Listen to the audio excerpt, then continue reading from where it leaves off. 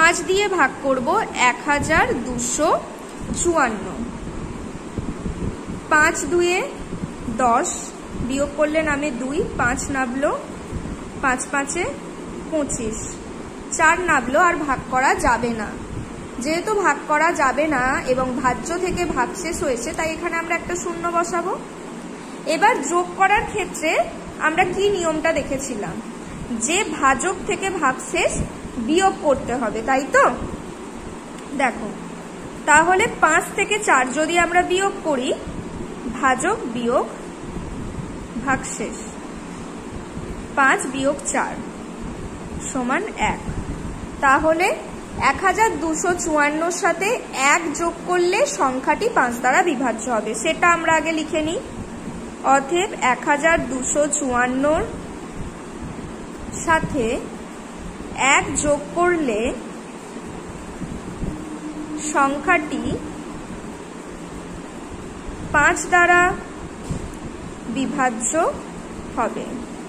এবার জানতে চেয়েছে সংখ্যা দুটি কি কি, তাহলে সংখ্যাটি হলো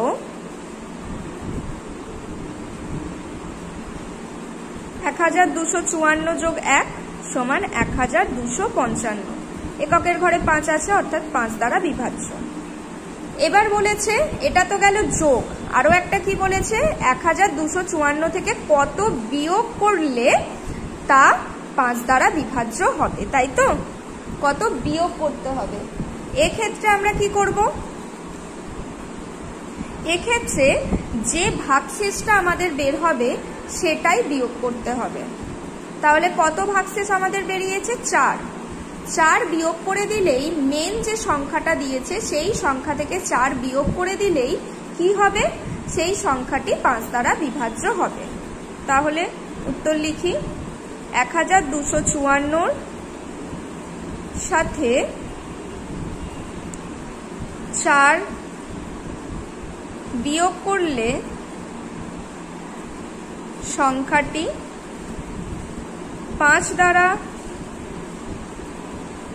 বিভাজ্য হবে। সংখ্যাটি হলো